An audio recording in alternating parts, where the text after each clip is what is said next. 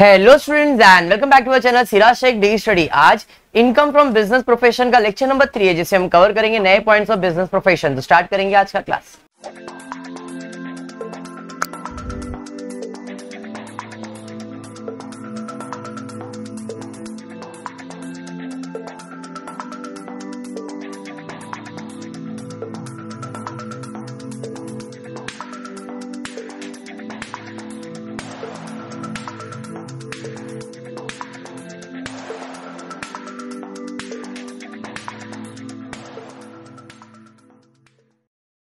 In the previous lecture मैंने आपको income from business profession में प्रॉफिट एंड लॉस के सम्स करवाए थे। आज रिसीव पेमेंट करेंगे। आज का जो टारगेट है वो रिसीव पेमेंट के ऊपर है। देखो अभी तक जो भी सम्स हुए इसके अंदर मैंने आपको receive payment profit and loss के बारे में बताया था। नेट प्रॉफिट से प्रॉब्लम चालू होता था, ऐड करते थे एक्सपेंसेस जो बिजनेस के नहीं थे, माइनस करते थे इनकम जो बिजनेस के नहीं थे। आज रिसीव पेमेंट पे जाएंगे, रिसीव साइड पे जाएंगे। जितना भी रिसीव बिजनेस से रिलेटेड है वो सब लेंगे और जितना भी एक्सपेंसेस बिजनेस से रिलेटेड है वो सब लेंगे। रिसीव में पेमेंट को माइनस करेंगे और आंसर निकालेंगे। फर्क समझा? ठीक है। क्वेश्चन देखते क्या दिया है।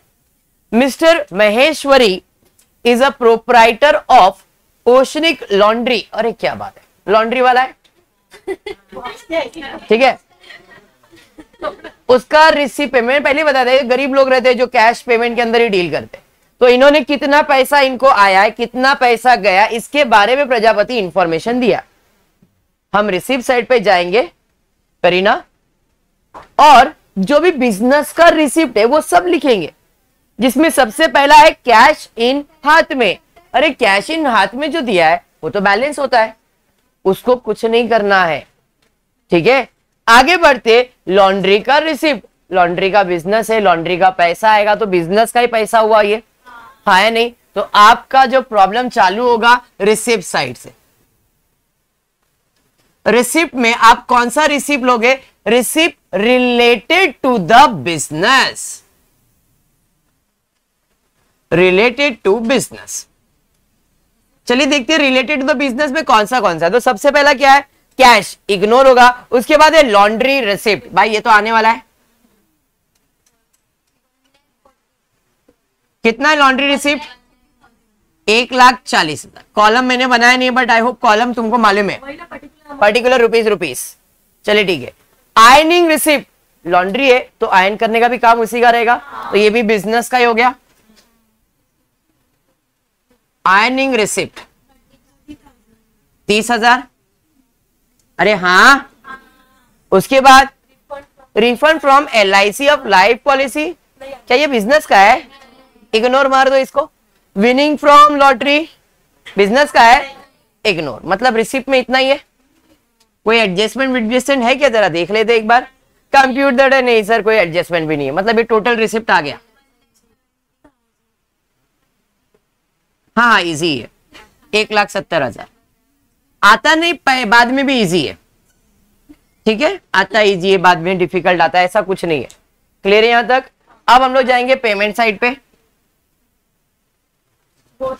पेमेंट में जाके क्या लेंगे? Related to business. तो जितना भी रिलेटेड टू बिजनेस है वो सब ले लेते। सबसे पहला है वॉशिंग चार्जेस। किसका है? हर्ष। धुलाई charges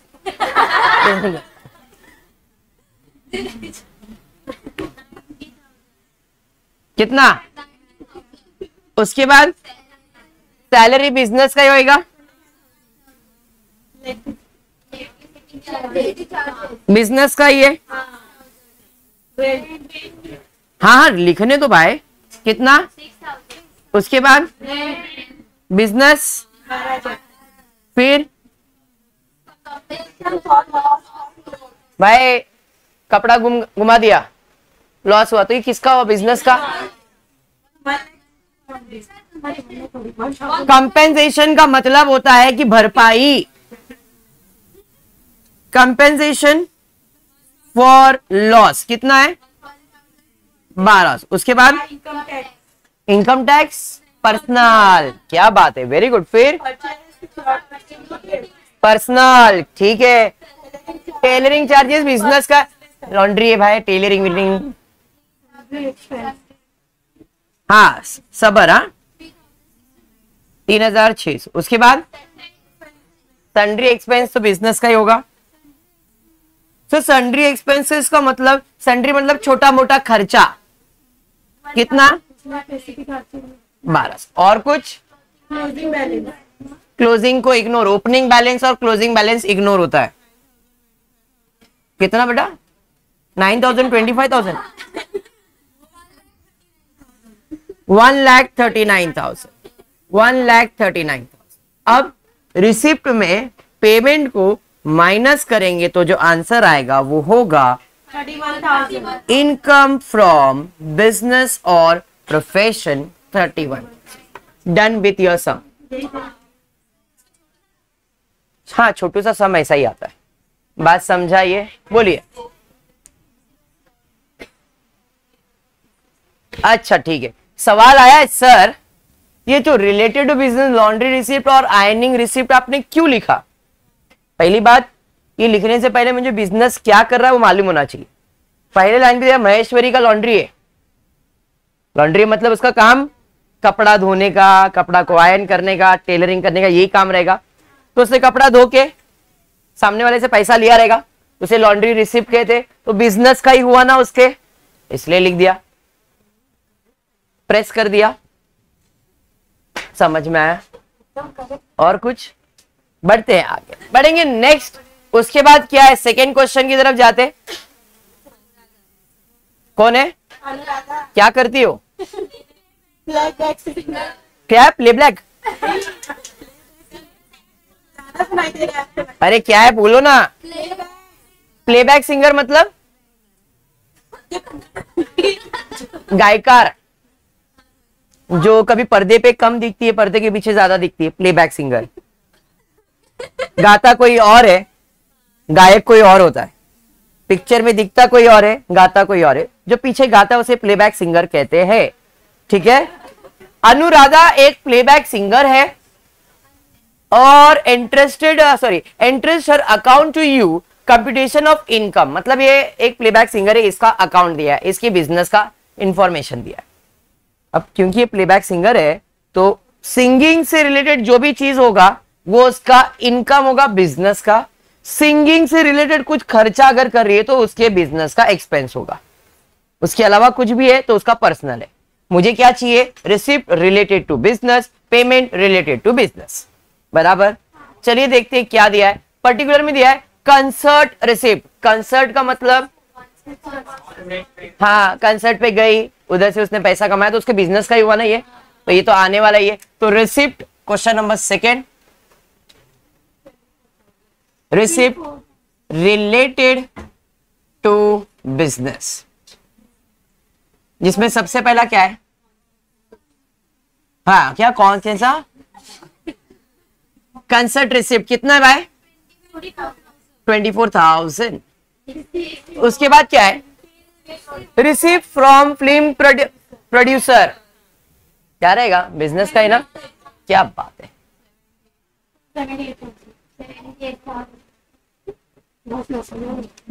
receipt from film producer कितना, क्वेश्चन चेक करते रहे बेटा। उसके बाद royalty from HMV and music India, business का। रॉयल्टी मतलब आपको पैसा दिया जा रहा है, आप इतने साल से उसका काम कर रहे हो तो आपके नाम का, गुडविल का पैसा ही है रॉयल्टी, ये बिजनेस का आएगा।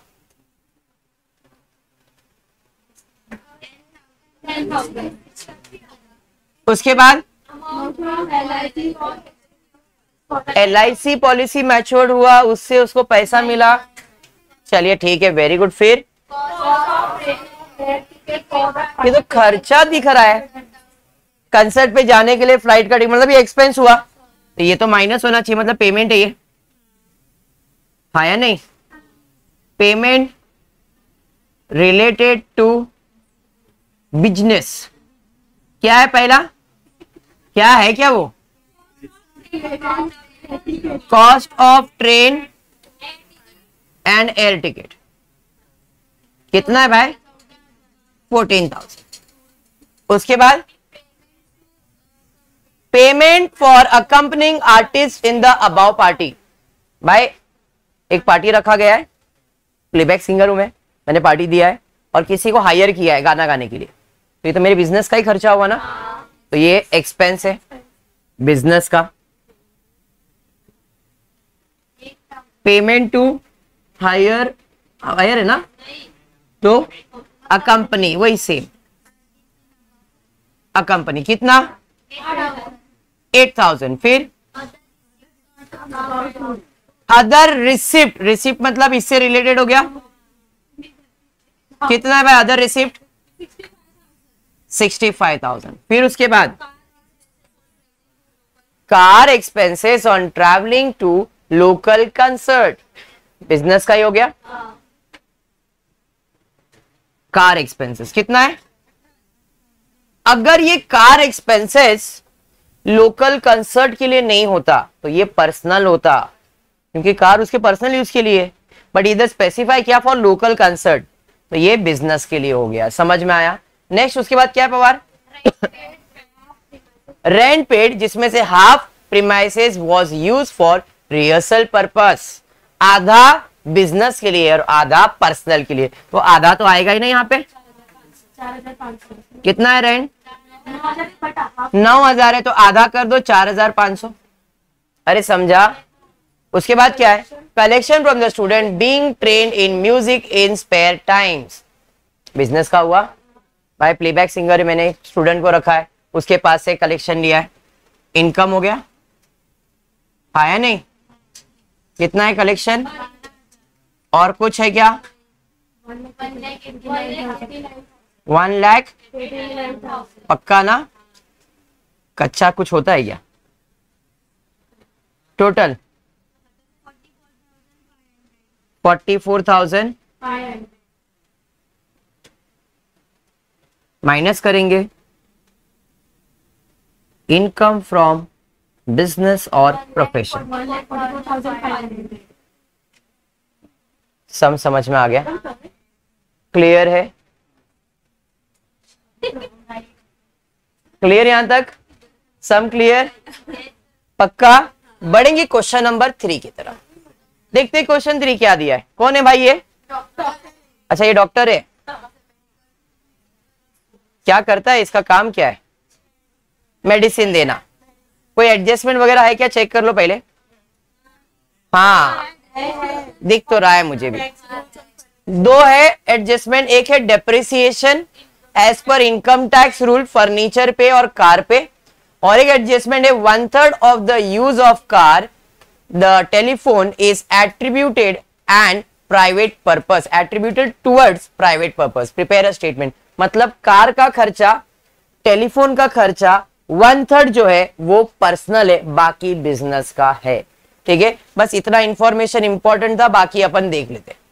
स्टार्ट करेंगे, क्वेश्चन देखते हैं क्या दिया है। तो दिया एक डॉक्टर है, क्या नाम है इसका, Suresh, doctor Suresh is a medical practitioner based in own practice. He work as a part-time physician in a private hospital for which he receive monthly remuneration. देखो पहले क्वेश्चन समझो, डॉक्टर है, किसी प्राइवेट हॉस्पिटल में जॉब भी कर रहा है, वो जिधर वो जॉब कर रहा है ना, वो उसका इनकम फ्रॉम सैलरी होगा, क्योंकि जॉब कर रहा है तो पगार मिलेगा, लेकिन उसका खुद का क्लिनिक भी है, और जो क्लिनिक है वो बिजनेस है।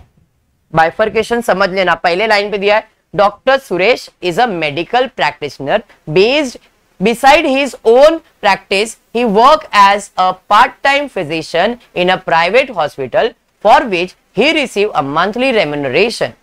He is also consultant physician for XYZ Limited, मतलब उसके बिजनेस का नाम है XYZ Limited। समझ में आया, उसके क्लिनिक का नाम है XYZ Limited on a monthly retainership। ये retainership क्या होता है, अच्छा इधर उसके पहले एक वर्ड आया रेम्यूनरेशन का मतलब, रेम्यूनरेशन का मतलब पगार, रिटेनरशिप का मतलब क्या बोलते, कॉन्ट्रैक्ट बोलते ना, कॉन्ट्रैक्ट बेसिस, इसे कहते हैं रिटेनरशिप। मतलब मैंने क्या किया एज ए डॉक्टर, मैं किसी के पास काम पे तो जा ही रहा हूं, प्लस मैंने एक क्लिनिक को इधर ले लिया भाई, बोल सकते 5-6 साल के लिए, या आप मेरे को दे दो मैं चलाता हूं, बराबर है, उसे कहता हूं रिटेनरशिप।